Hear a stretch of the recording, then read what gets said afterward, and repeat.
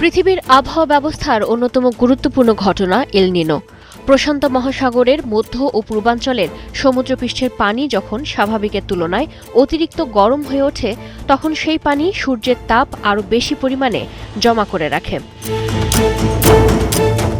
সমুদ্রের এই উষ্ণ পানি থেকে প্রচুর পরিমাণে জলীয় বাষ্প বায়ুমণ্ডলে উঠতে শুরু করে। উষ্ণ পানির ওপরের বাতাসও গরম হয়ে হালকা হয়ে যায় এবং দ্রুত উপরে উঠতে থাকে। এতে সমুদ্রের ওপর সৃষ্টি হয় নিম্নচাপ।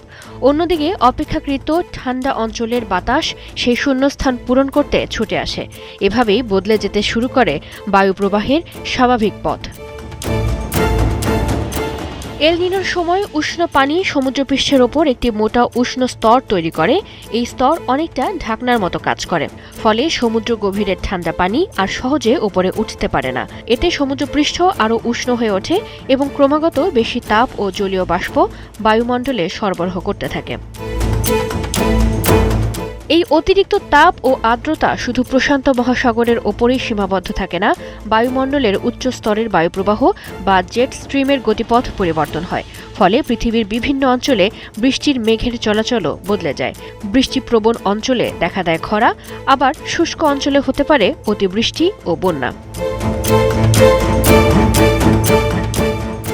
এল নিনোর গতি প্রকৃতি জানা এবং আগাম প্রস্তুতি নেওয়াকে অত্যন্ত গুরুত্বপূর্ণ বলে মনে করছেন বিজ্ঞানীরা।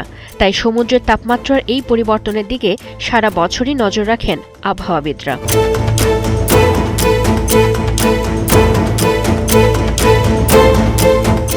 চৈতি সরওয়ার, ৭১।